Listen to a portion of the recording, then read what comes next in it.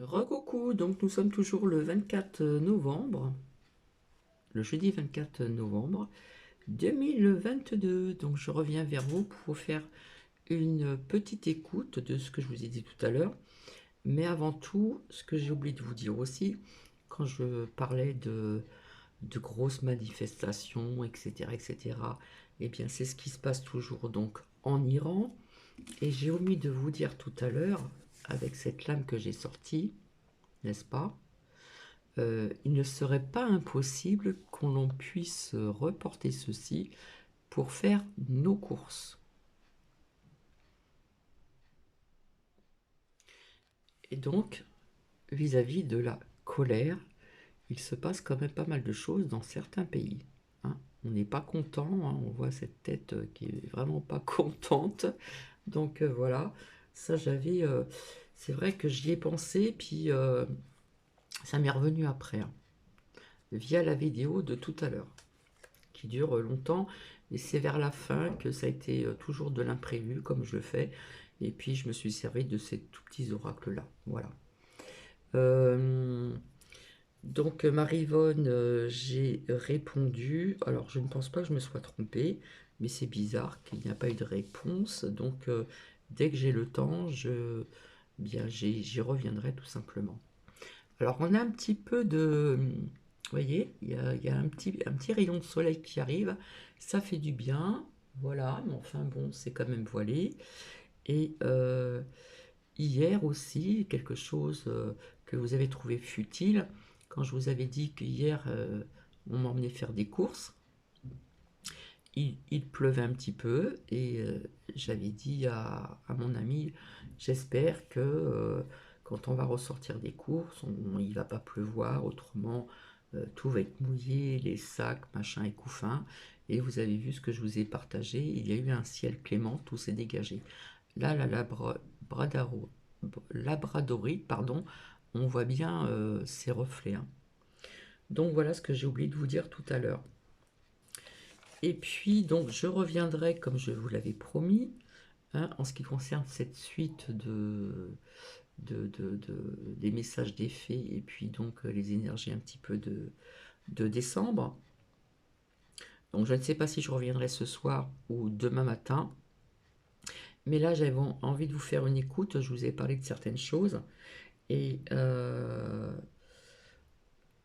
je vous ai parlé donc de ce que j'ai écouté, où sont les extraterrestres, etc., à qui s'intéresse bien sûr. Et le titre, c'est les plus étranges solutions au paradoxe de Fermat. Donc j'ai envie de vous dire une bonne écoute, et puis je vous dis à plus tard. Et on le voit bien, le rayon de soleil, là, ça fait vraiment du bien. Vraiment, vraiment, vraiment. Donc ce n'est pas très long. Alors il y a des choses, des sujets, hein, que vous allez entendre, où je ne suis pas tout à fait d'accord, et parfois je suis d'accord aussi. Personnellement, moi je vous ai dit qu'ils étaient ici, sur Terre et dans la Terre. Et je vous avais parlé aussi de ce que avait écrit donc Jules Verne, Au centre de la Terre. C'est très connu d'ailleurs. Et on voyait donc comment dire, une vie aussi au centre de la Terre, hein.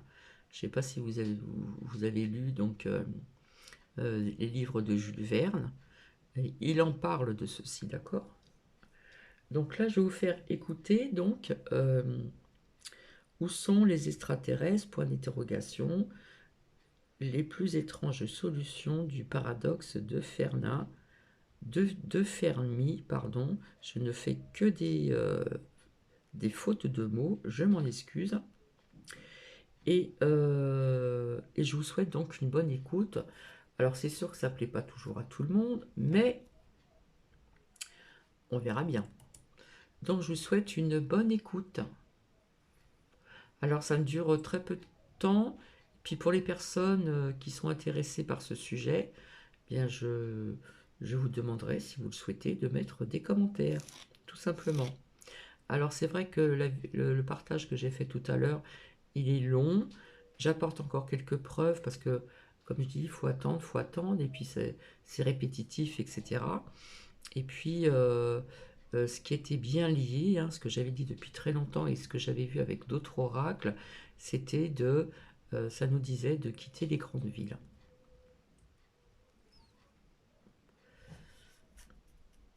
Voilà. Et donc, il y a toujours donc, ces manifestations en Iran. On en parle très peu. Et pourtant, il y a des pays où c'est quand même grave ce qui se passe, hein. Donc, je vous souhaite une bonne écoute et je vous dis à plus tard, les amis, en espérant que ça ne va pas bugger.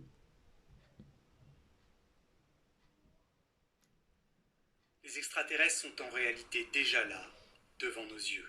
Cette affirmation, aussi bizarre qu'elle sonne à vos oreilles, fait partie des hypothèses plausibles permettant d'expliquer pourquoi, quand on scrute le ciel à la recherche de civilisations extraterrestres intelligentes, nous n'en voyons et n'en entendons aucune, alors qu'il devrait en exister des milliers. En effet, beaucoup d'éléments nous donnent à penser que notre galaxie, comme l'univers tout entier, devrait être remplie d'un grand nombre d'autres civilisations intelligentes.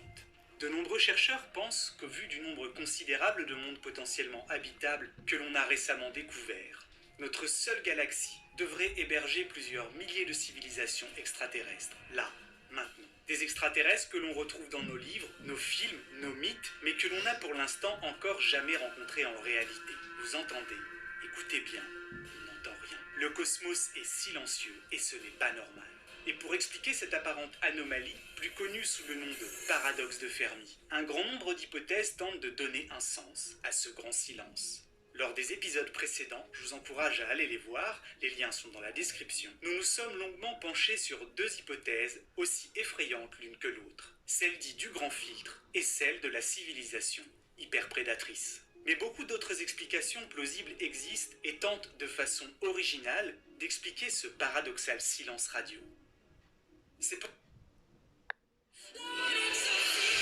pourquoi aujourd'hui j'aimerais aborder avec vous les hypothèses qui acceptent l'existence d'un grand nombre de formes de vie extraterrestres intelligentes, mais partent du postulat de base qu'aucune ne souhaite ou n'est en mesure de communiquer avec nous. Et ce pour tout un tas de raisons, qui, vous le verrez, sont chacune à leur manière déstabilisantes, et pour certaines questionnent notre propre destinée. Parmi ces hypothèses, on retrouve celles qui nous disent qu'en réalité les extraterrestres nous ont déjà visités. Ils sont déjà venus sur notre planète, mais dans des passés très lointains. Se sont posés, ont peut-être fait flipper quelques dinosaures ou d'autres espèces désormais disparues, avec qui ils ont même peut-être vainement tenté d'échanger avant de repartir. Ça bug. On peut même aller jusqu'à imaginer qu'il y a de cela quelques dizaines de milliers d'années, ils se sont posés quelque part par là, ont croisé quelques tribus de chasseurs-cueilleurs, qu'ils ont trouvés fort peu intéressants puis sont repartis, pendant que nos ancêtres, dépourvus d'écriture, ont fini avec le temps par perdre le souvenir précis de ces troublantes rencontres, qui persistent sous la forme d'histoires distordues dans nos mythes. Ou alors, les extraterrestres, ce sont nous. Ou plus précisément, nous en sommes les très lointains descendants. C'est en tout cas l'explication proposée par l'hypothèse de la panspermie dirigée. Selon celle-ci, il y a des milliards d'années de cela, des extraterrestres sont passés de planète habitable en planète habitable pour les fertiliser, y planter quelques spores primitifs avant de s'en aller, laissant sur notre monde l'évolution suivre son propre chemin tortueux. Ainsi, nous serions en quelque sorte, au même titre que tous les vivants actuellement sur cette planète, le fruit d'une expérience qui a bien tourné et qui, dans notre cas, a fini par donner des êtres intelligents, très lointains descendants des extraterrestres. À moins qu'ils ne soient toujours là, devant nos yeux. Mais nous serions dans l'incapacité d'identifier leur présence du fait de leur technologie ou de leur nature matérielle, si différente de la nôtre, qui les camoufle. Ou alors, possibilité que l'on pourrait qualifier de terriblement vexante. Des milliers d'autres civilisations extraterrestres existent bel et bien. Elles nous ont identifiés, sont en capacité de communiquer avec nous. Mais disons que l'état d'avancement cognitif comme technologique de notre civilisation est selon leurs critères si pathétiques au regard de ce qui se fait de mieux chez elles, qu'aucune ne daigne s'attarder pour l'instant sur nous. Même nos plus grands accomplissements, nos plus belles avancées scientifiques, nos plus puissantes réalisations artistiques ne réveillent chez eux aucune curiosité. Notre espèce, à la fois ennuyeuse et prévisible, serait pour eux l'équivalent de ce que les amibes sont généralement pour nous, au mieux insignifiantes, au pire sans intérêt. À moins que notre galaxie grouille bien de civilisations avancées, qui cherchent pour la plupart à communiquer, mais nous ne disposons pas encore de moyens d'écoute appropriés. Nous tendons en quelque sorte les oreilles simplement à côté. On écoute ou on ne regarde pas bien. Dit autrement, c'est l'argument du la vie extraterrestre est peut-être trop extraterrestre, trop différente dans sa façon d'être, de penser comme de communiquer, de tout ce que nous sommes capables d'imaginer. Bon, tentez quand même d'imaginer une espèce à la durée de vie très longue et au mouvement, disons, on peut très bien imaginer que celle-ci ait développé des façons d'envisager et de percevoir le temps si différentes des nôtres, que leur message pour tenter de communiquer avec nous pourrait bien s'étaler sur des ordres de grandeur extrêmement étirés. Et leur façon à eux de dire salut pourrait s'étaler sur des mois, et leur message ainsi passer inaperçu, tel un bruit de fond parasite, impossible à décrypter. Ainsi, les fossés profonds nous séparant des extraterrestres pourraient être mesurés à la fois en distance entre les étoiles, mais aussi être de nature technologique, linguistique, culturelle, voire au-delà même de tout ce que nous sommes capables de concevoir pour décrire ce qui nous en sépare. Arrêtons-nous quelques secondes sur le seul aspect technique. Quand on y pense, les extraterrestres pourraient bien tenter de communiquer avec nous via des canaux auxquels nous sommes sourds, des canaux trop subtils ou difficiles à percevoir pour nous, compte tenu de notre développement actuel, tels que de subtiles ondes gravitationnelles ou des signaux de particules extrêmement difficiles à détecter, comme les neutrinos, voire même en passant par des niveaux de réalité que même les plus folles de nos théories physiques n'ont pas osé imaginer.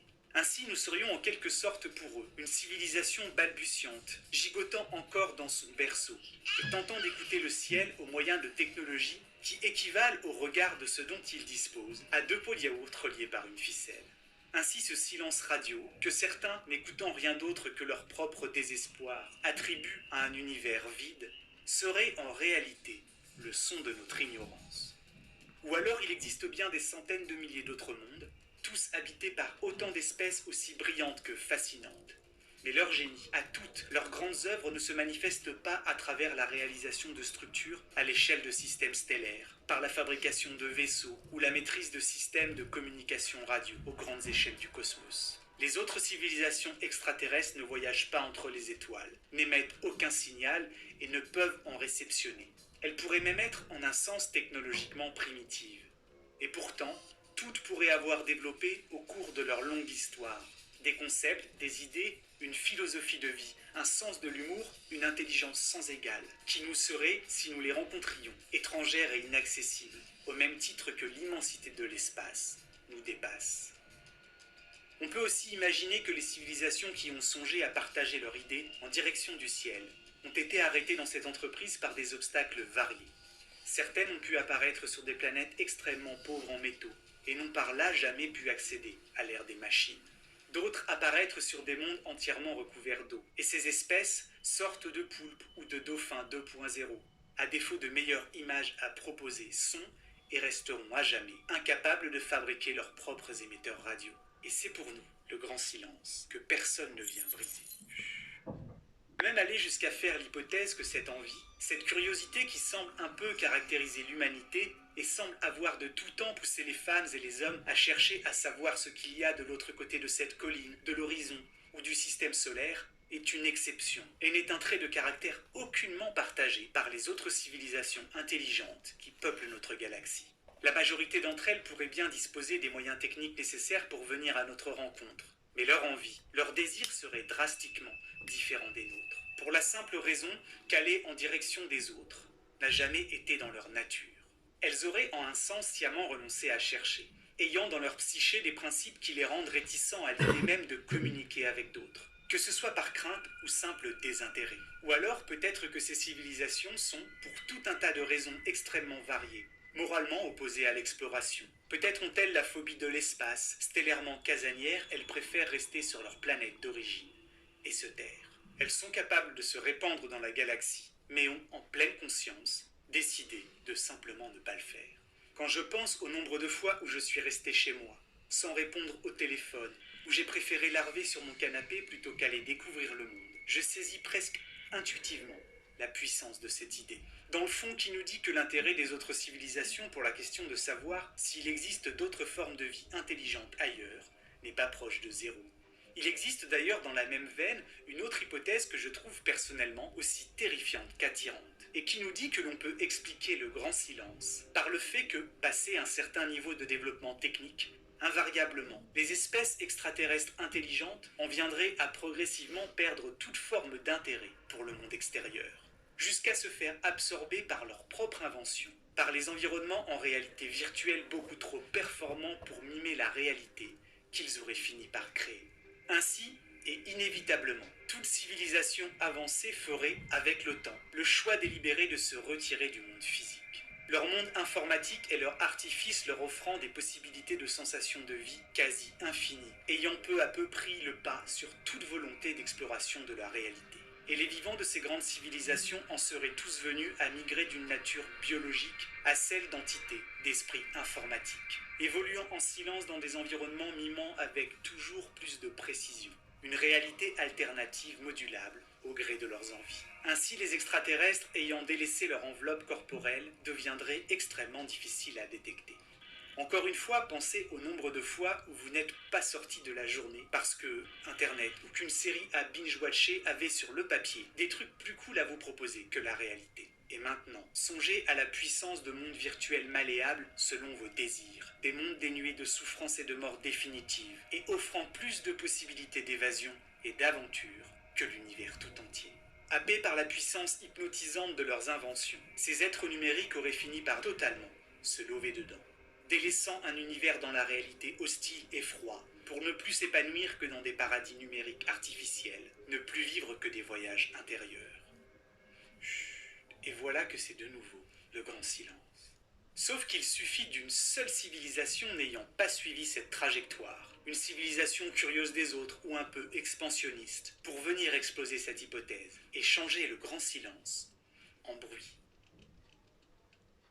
Qui, vous l'aurez noté, à moins que ce ne soit nous qui sommes dans une simulation informatique qui fait tourner dans son programme un univers n'hébergeant qu'une seule forme de vie intelligente, à savoir la nôtre. Et cette absence de bruit ne tient qu'aux limites du programme. Et là où ça devient véritablement troublant, c'est que cette simulation pourrait même être pilotée par une civilisation extraterrestre, extrêmement avancée cherchant à répondre au paradoxe de Fermi, ou à minima à trancher entre diverses hypothèses. Et ce faisant, cette dernière exécuterait des milliards de simulations comprenant des formes de vivants différents, pour déterminer leur capacité à s'élancer dans l'espace, à chercher à communiquer, et ainsi par exemple savoir avec précision quelle proportion de ces espèces peuvent présenter par exemple des comportements prédateurs ou belliqueux. Je vous renvoie à cet épisode-là. En fait, cette hypothèse de la simulation est arrangée avec toutes celles qui postulent que nous ne voyons pas d'extraterrestres, car nous sommes totalement à côté de la plaque, car la nature même de la réalité nous échappe, et rien de ce que l'on pense être vrai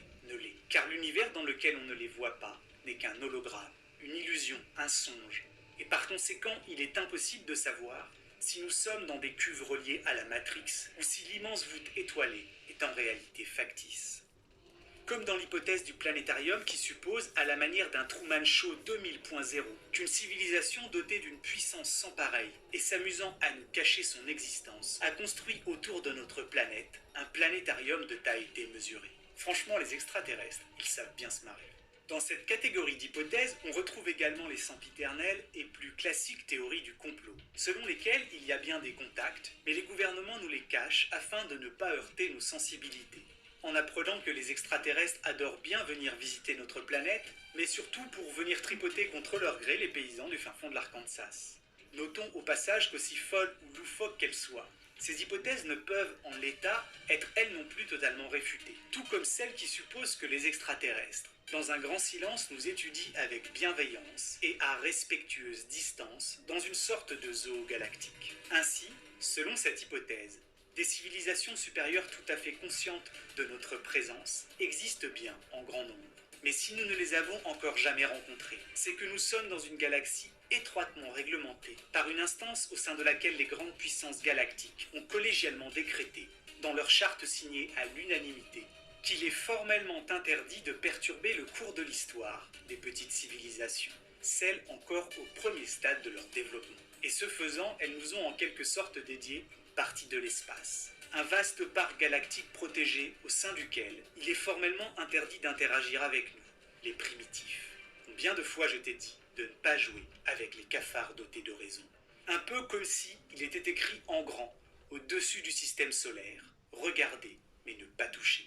Ou plus précisément, ne pas interagir avec cette espèce tant qu'elle n'aura pas. Et là, vous pouvez vous amuser à remplacer les petits points par ce qui vous amuse. Mûris un peu et arrêtez de faire n'importe quoi. Arrêtez de bousiller la surface de toute sa planète. Franchis l'âge du silicium et tunez Internet. Atteint un degré de développement supérieur à celui d'Exibordrut. Était capable par elle-même de découvrir notre présence. Ainsi, réaliser certaines percées en termes d'innovation technologique, de découvertes scientifiques, politiques, éthiques ou même philosophiques pourrait être une façon de convaincre ces civilisations que nous ne sommes pas seulement intéressants à observer, mais que nous avons également des choses intéressantes à dire, à partager. Et c'est seulement une fois que l'on aura, par nos actions ou nos découvertes, montré patte blanche, que nous pourrons ouvrir la porte de ce zoo galactique et quitter notre statut actuel de pintade cosmique pour s'attabler avec les grands, et surtout mettre fin à cette digression sans fin dans le bestiaire des hypothèses plausibles pour expliquer ce grand silence. Pour qu'enfin, je ferme ma gueule. Je crois que vous l'aurez compris. Tort le paradoxe de Fermi, d'autant qu'il autorise des hypothèses qui, au premier abord, semblent totalement farfelues, mais se révèlent souvent extrêmement intéressantes quand on prend le temps de creuser un peu la question. Et tout compte fait, je me demande si le plus frappadingue dans tout ça, ce n'est pas que, parmi tous ces possibles plus fous les uns que les autres, l'un de ces scénarios, au moins, est très certainement vrai. Dans tous les cas, et quel que soit votre point de vue sur les solutions possibles au paradoxe de Fermi, celle-ci reste à ce jour encore totalement ouverte et mystérieuse. Sommes-nous extrêmement seuls, absolument seuls, ou entourés d'un grand nombre d'autres civilisations, avec qui, pour des raisons multiples, aucun canal de communication n'a pu être ouvert? Une seule chose est certaine, le simple fait que l'on puisse se poser ces questions implique qu'une fois au moins, la vie est arrivée jusque-là. Alors pourquoi pas ailleurs et en grand nombre, des millions d'autres fois? Je sais pas pour vous, mais moi j'aimerais bien voir, de mon vivant, le mystère du grand silence se briser. À moins que l'on soit dans les hypothèses des grands filtres ou des super prédateurs. Auquel cas j'en suis vraiment moins certain. Si vous ne l'avez pas déjà fait, foncez faire un tour sur leurs épisodes. Ces idées devraient vous poursuivre un bon moment, jusqu'à ce que l'on puisse peut-être un jour trancher. En attendant, retrouvez-moi sur... Donc voilà, vous voyez que c'était pas très long, donc il y a des sujets qui sont très intéressants et d'autres qui me parlent plus, davantage, et d'autres moins. Donc si vous voulez mettre des commentaires, je vous y invite, voilà. Par contre, j'avais oublié de répondre, alors je confonds tout le temps, désolé, avec NN et NB. Donc, d'après un commentaire, en ce qui concerne le concomptoire de Vivinini, elle n'a pas tout arrêté, hein. Elle a arrêté juste ses voyances privées. Secondo, en ce qui concerne les partages de Sabine, donc je réponds à cet abonné, elle vient moins souvent, mais elle est toujours présente. En ce qui concerne, comment dire, le Mistral gagnant, eh bien c'est pareil, elle fait une petite pause, elle revient de temps en temps, peut-être moins souvent. Voilà, elle a ses occupations aussi, ses soucis. Voilà, elles ont leurs soucis, mais elles sont toujours présentes, hein. On les voit toujours, hein. Donc je réponds à NN ou à NB. Je ne me rappelle plus, je n'ai pas noté et j'ai pas une mémoire. J'ai pas une grosse mémoire. Donc voilà, c'est un court partage. Comme je le dis tout le temps, c'est sur cette chaîne, c'est multi-partage, hein. On parle un petit peu de tout, etc. Donc je reviendrai vers vous pour faire cette suite, comme je vous l'avais dit, pour un peu voir un petit peu les énergies donc, de l'hiver. Donc via cette lame que je vous ai montrée tout à l'heure et qui est sortie donc dans ma première vidéo d'aujourd'hui, de ce jour, oui, vis-à-vis de la muselière. Je vous avais dit ne plus parler, machin, etc. Mais il n'est pas impossible qu'on puisse nous remettre ceci pour aller peut-être à tel endroit ou à tel endroit, faire des courses, etc. C'est sorti, donc si c'est sorti, c'est que quelque part, ben, si c'est sorti, c'est que ça peut éventuellement arriver. D'accord? Donc, je vous avais dit qu'on allait revivre un petit peu ce contexte-là, etc., etc. Et donc, je vais vous laisser parce qu'il est quand même, il est quand même presque 13 heures. Je n'ai toujours pas mangé. Je dois biper Nuki qui est à côté de moi. Et puis, ben, ces rayons de soleil commencent à diminuer. D'ailleurs, ça se voit à travers l'écran. Et puis, je pense que je vais passer encore à travers les gouttes parce qu'on nous annonce toujours de la pluie. Sauf, il me semble, ici, dans le Grand Est, dans le Nord-Est, ce week-end. Logiquement, il devrait faire soleil. Je vous embrasse et puis j'espère que cela va intéresser certaines personnes. Comme je dis toujours, j'essaie de faire plaisir plus ou moins un petit peu à tout le monde. Sur ce, je vous embrasse et je vous dis à bientôt. Bisous bisous.